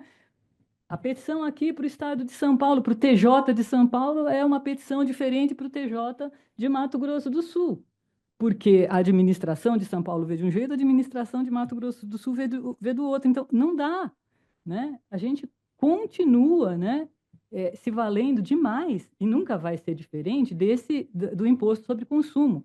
A Constituição tem algo interessante, que colocaram mais uma vez, que é o tal do sempre que possível, né?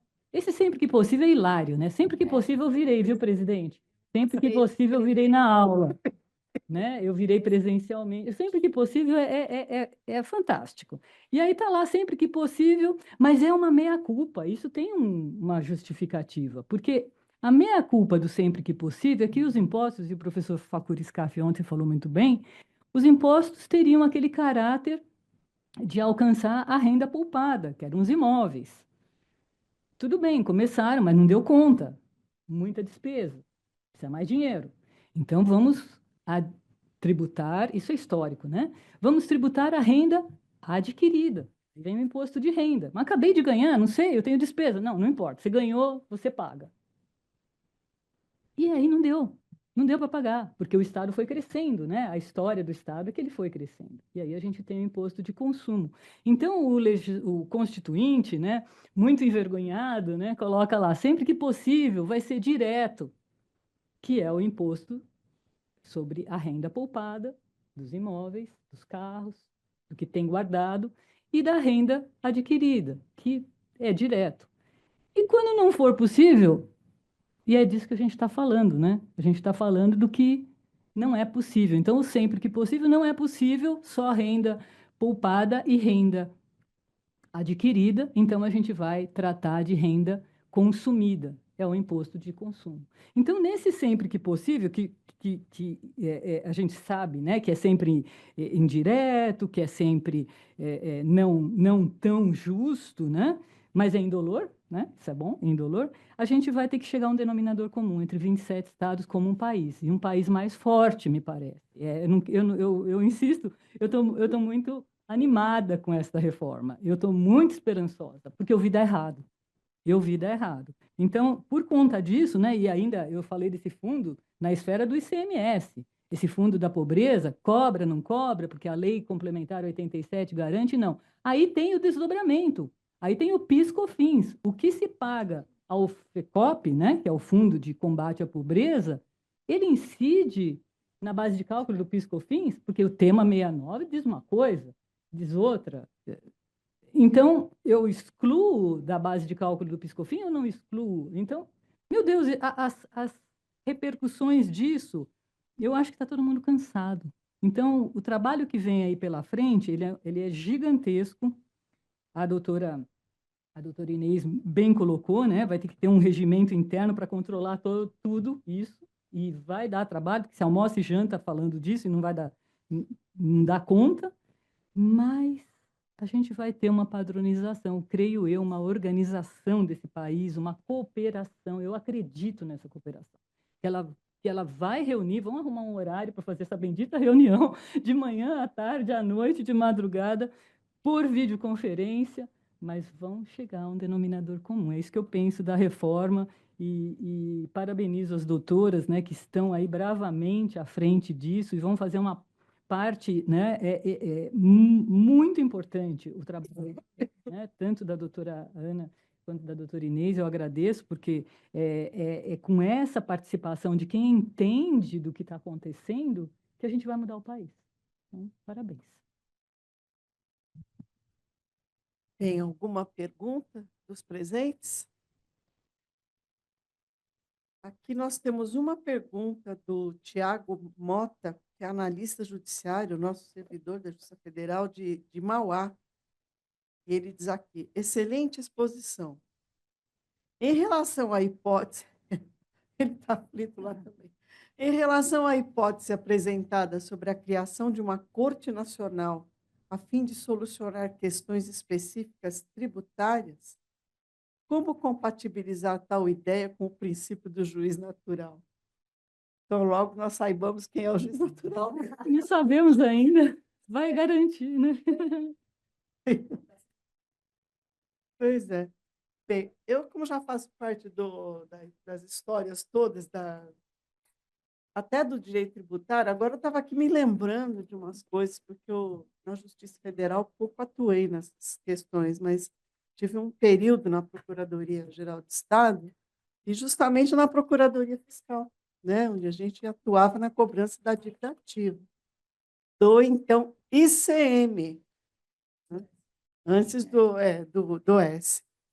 E ali acontecia uma coisa que a propósito dessa questão do trabalho que nós vamos ter, né? Não é só o judiciário, as procuradorias também terão. Acontecia uma coisa que era frustrante para o procurador. A gente ficava anos batalhando para cobrar aquela dívida, aquelas execuções fiscais. Aí vinha uma lei que dava o que a gente chamava de uma anistia, né? Que tecnicamente nem é anistia, E aí acabava com o trabalho de muitos anos da Procuradoria, que tinha se empenhado tal, em cobrar.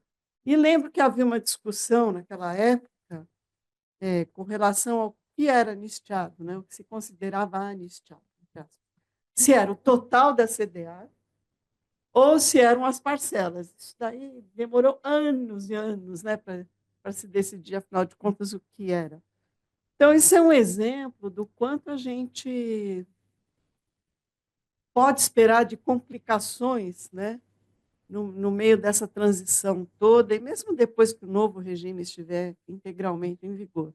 Porque eu penso que o judiciário tem que achar uma nova forma de trabalhar.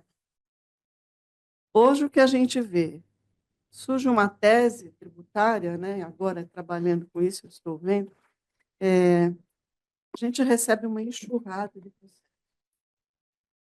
E a enxurrada de processos faz com que a gente demore para resolver tudo isso.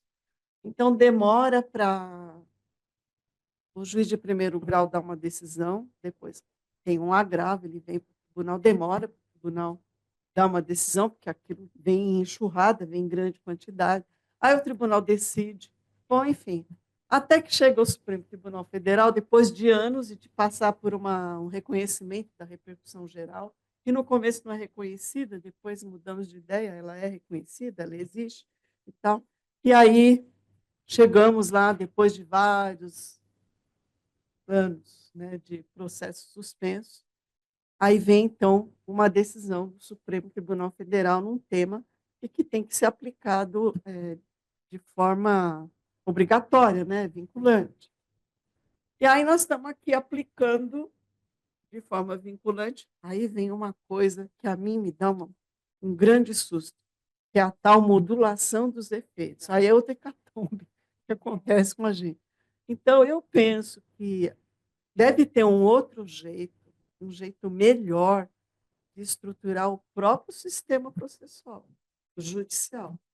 Então, a questão não é só administrativa, a questão judicial, né, de como isso vai se desenrolar, do quanto essas decisões vão demorar para ser proferidas e do quanto isso vai impactar no contribuinte.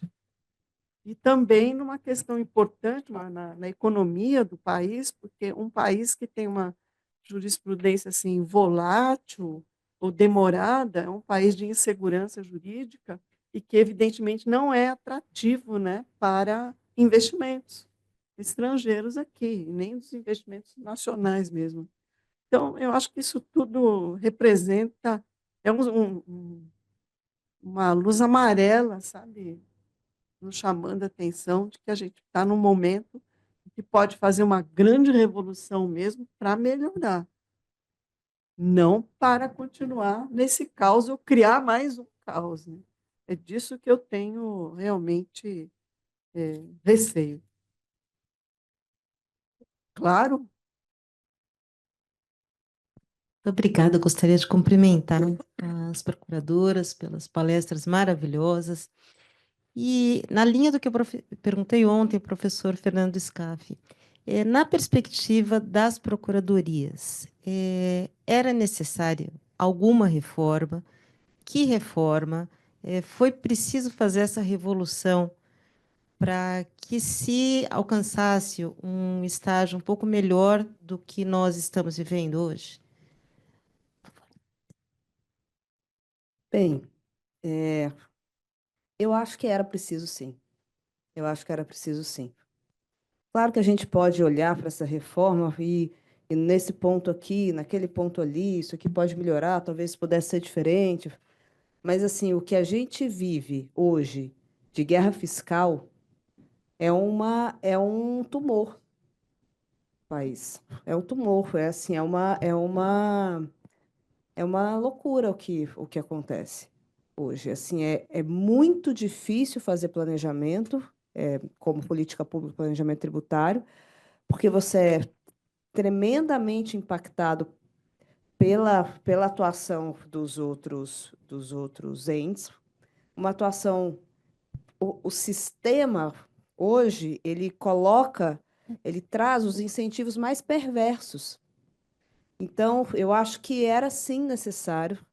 É isso, por mais que vá trazer muitos desafios, já está trazendo, já está impondo, por mais que aqui e ali talvez tivesse sido melhor A ou B, assim, essa é a reforma possível, ela não é a reforma ideal, né, pelo menos, mas eu acho que ela era necessária, assim.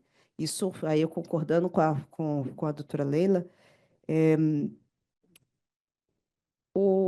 a história que nos trouxe até aqui, eu acho que legitima uma reforma grande, uma reforma realmente estruturante. Então, eu acho que isso, nesse aspecto, continuar fazendo a mesma coisa e esperar resultado diferente é alguma coisa que não ia acontecer. Claro, o risco maior, eu acho, e aqui a gente trouxe alguns pontos, aqui na harmonização, Por quê? Porque eu acho que o risco é a gente. O nosso maior risco é aplicar a essa reforma a mesma mentalidade que nos trouxe até aqui. Então, talvez o principal desafio é nos manter com o olho no norte da reforma, que é simplificar e cooperar. E, a partir daí, as decisões, as construções precisam ser feitas no detalhe, mais para cá, mais para lá, enfim. Mas é não perder de vista o norte, porque senão, e a preocupação é essa, é que a gente pegue isso aqui e dê um jeito de esticar para repetir o que a gente vinha fazendo. E isso é que nos leva, e eu acho que esse é um problema nosso, de uma forma geral, porque a incerteza jurídica ela é própria de qualquer sistema. E é para isso que existe judiciário e todos os... Mas a insegurança significa que os instrumentos que existem para estabilizar e pacificar não funcionam. É aqui que essa insegurança se instaura. Então, a incerteza ela é própria. Ela é própria ela é própria da aplicação da norma. Mas a insegurança tem a ver com as escolhas que a gente faz para estabilizar não estão funcionando. Então, eu acho que, respondendo à sua pergunta, sim, eu acho que ela era necessária, eu acho que ela está tentando, de uma forma macro, resolver os nossos principais problemas, e a guerra fiscal para os estados definitivamente é um problema assim, avassalador, que a gente tem alguns setores, enfim, não tem outra solução. Cria um espaço, o comitê gestor, bom ou ruim, podendo melhorar um pouco para cá, um pouco para lá, mas institucionaliza. É isso, cria a sala onde todo mundo vai estar lá dentro, que tranca a chave e agora se resolve. Entendeu? Então, enfim, como a governança, isso que a gente está discutindo, mas o comitê gestor para mim, a representação máxima dessa diretriz de cooperação. E o princípio e a simplificação, que é isso. Você olha para trás e fala, mas o que é tão ruim? Isso não era muito complicado. Quando você vai... Enfim, a gente, né, atua bastante fazendo estruturação de projetos de infraestrutura, enfim. Explicar o sistema tributário para o investidor estrangeiro é impossível. Eles gastam, sim, bastante... Exato. Eles gastam bastante dinheiro contratando escritórios para explicar, assim, para dizer, vai para cá ou para lá, porque eles não têm nem a pretensão de compreender. Então, acho que a reforma era necessária e eu acho que a gente vai ser mais bem-sucedido quanto mais a gente conseguir se manter próximo das diretrizes de simplificação e cooperação, que é o desafio que impõe. Eu queria dizer, desembargadora Leila, que eu também sou uma entusiasta da reforma. A gente encontra pontos críticos para melhoria, mas as premissas são muito bem colocadas. E aí, já respondendo a desembargadora Gisele, também essa superposição de incidência, a complexidade normativa, a guerra fiscal, tudo isso insustentável, os instrumentos todos à nossa disposição já não seguravam. Então, me parece que, com foco na segurança jurídica, na justiça social, no maior controle, na simplificação, sim, a reforma vem com essas premissas e o modelo, que é o do IVA, a reforma da tributação sobre o consumo, e aí a gente já está vendo outras reformas, como a da renda, já aposta, mas no consumo, aquele IVA desenhado com a ideia de uma base ampla de incidência, então, mercadoria, serviço, da não cumulatividade, então, toma crédito ao longo da cadeia e do destino, né, que é o ente, o estado de jurisdição, o estado, o município de destino, o titular. Então, me parece que é um desenho já muito bem sucedido em diversos outros países e, claro, com redesenhado aos moldes no Brasil, por todas as questões políticas, como aqui a gente já colocou, mas me parece que as premissas são extremamente válidas, consideráveis, e agora é um momento de ajuste e de um efetivo desenho. Essa instabilidade da jurisprudência, também a imprevisibilidade, enfim. E eu penso que os juízes, juízas, eles são atores relevantíssimos nesse processo. Eles, né, senhores e senhoras, são protagonistas da produção de norma jurídica. Então, a gente só vai ter, de fato, essa simplificação do sistema tributário se não só o aspecto material for alterado, como já aconteceu e está em fase de regulamentação, mas também o aspecto processual com a participação judiciária e todo o nosso louvor à criação pelo ministro Barroso, no âmbito do CNJ e também do STJ, o GT, os GTs para discutir esse aspecto processual com a participação do Poder Judiciário e a liderança aí nesse processo. E aí, acho que é a última pergunta, né, querida desembargadora Marisa, sobre os benefícios fiscais, como que ficam, que aí a gente retorna àquela fala que até a doutora Diana nos trouxe, de fato, a política fiscal sai ali das nossas mãos e a Constituição traz que não vai ser concedido benefício fiscal, salvo os regimes diferenciados, favorecidos, que já vem disciplinado no novo texto da Constituição. Há uma previsão do Fundo de Desenvolvimento Regional, e ali dentro do Fundo de Desenvolvimento Regional tem alguns aspectos para motivar aí que podem levar ao maior desenvolvimento e olhando para as regiões, enfim, alguns aspectos. E foi previsto o fundo de compensação de benefícios fiscais em relação aos benefícios já concedidos, para que isso pudesse ser arcado aí pelos entes subnacionais. Muito obrigada. Bem, eu sou obrigada a encerrar, né? Infelizmente, porque a conversa está bem boa e todo mundo aprendeu bastante. Saí aqui meio mais desesperado do que ontem. Mas nós vamos sobreviver a isso também. Bem, eu só posso agradecer as minhas duas queridas, Ana Carolina e Inês Maria. Trato as duas com essa informalidade, porque elas sempre deram abertura para isso, porque são pessoas muito queridas e são um orgulho para nós mulheres, né? Aqui e temos dois exemplos de que mulheres gestoras podem se dar muito bem, né? As instituições crescem, e as duas procuradorias, São Paulo e Mato Grosso do Sul, cresceram muito com elas duas, sem dúvida nenhuma. Então, eu as cumprimento por isso, agradeço por terem vindo, por terem estado aqui colaborando com a nossa escola, agradeço a desembargadora Leila Paiva, a nossa debatedora, a doutora Diana, a nossa também coordenadora, junto com Leila e Renato Peste, doutora Gisele França, a todos que estão aqui, advogados, servidores, os meus estão aqui em peso, né? Tem que prestigiar o que o chefe faz, graça.